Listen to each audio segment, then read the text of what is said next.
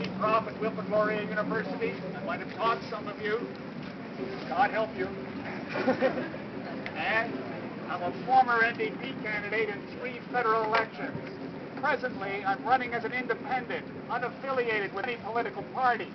Because in my opinion, none of the political parties, including the Greens, is addressing the fundamental 5 elephants that are flocking into everybody's living room.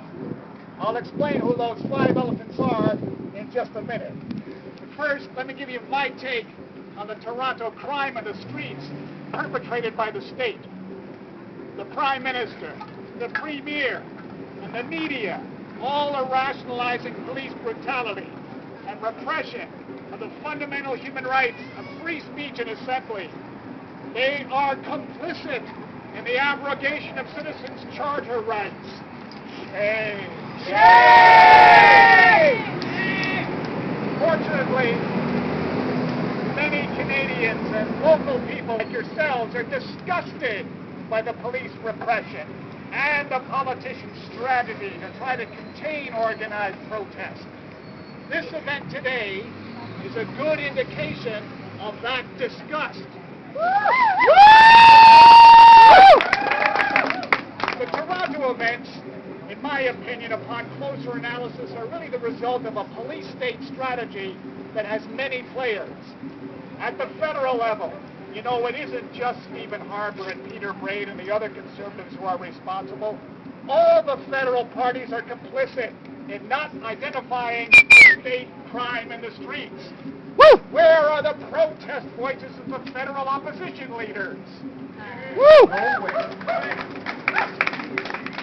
At the provincial level, Mr. so-called liberal Dalton McGuinty, as we heard earlier, that lovely direct letter to him, and his cabinet acted in secret outside of the provincial parliament to give the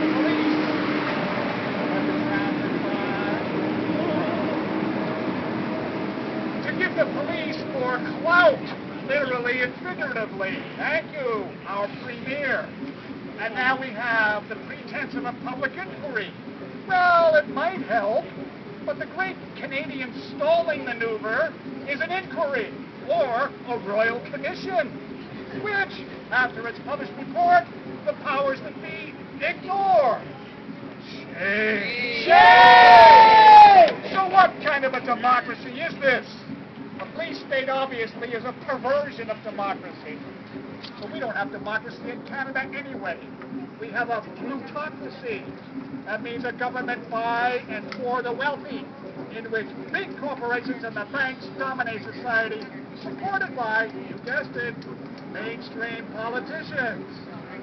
Together they enforce the capitalist agenda of radical selfishness, greed, and plunder of Mother Earth. Well, is the world possible? Sure it is.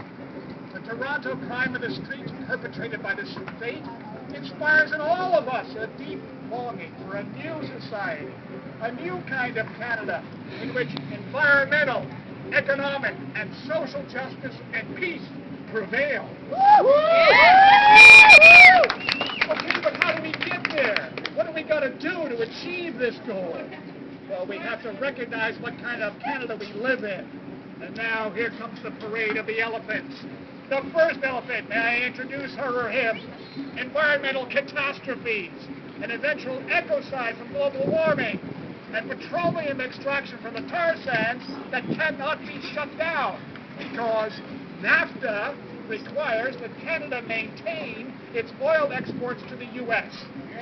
Shame! Right, shame. And now the second elephant. This elephant represents worsening income inequality, an eventual economic collapse in this petroleum-addicted society that in a few years, by 2015, the U.S. military estimates, will be running out of non-renewable sources of energy. Shame! Shame! The third elephant represents progressively weaker and weaker health, education, and social services. And the fourth element represents international relations of might makes right, for which The so-called war in Afghanistan, the oppression of the Afghani people, is a prime example. Occasionally, Canadians make pledges of charity, but these pledges do not mask the real thrust of international relations, of the Liberals and the Conservatives and the other political parties, which is international domination. And the fifth and final elephant, come on board, Madame or Sir Elephant, represents Canada's dysfunctional democracy. It's a 19th century political relic. Every democracy in the world has some form of proportional representation, except, you guessed it, Canada, the United States, and the United Kingdom. What an unholy trio!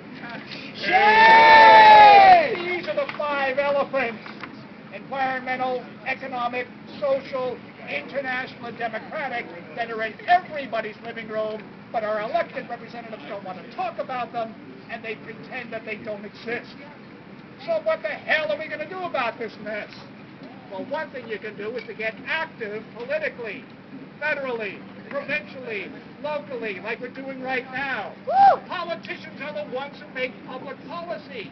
If you don't like the public policies, boot the politicians out!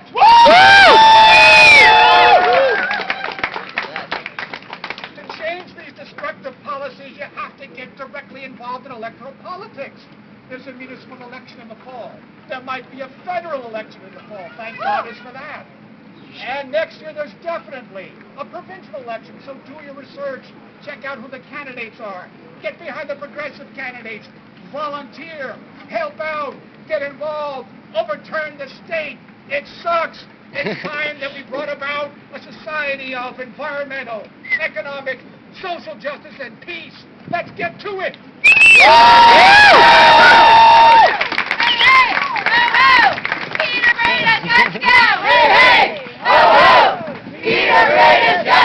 My name is Peter Braid, MP for Waterloo, outside of his office, demanding public inquiry into the actions of the police during the G20 summit, demanding freedom for all political prisoners. Peter Braid has got to go!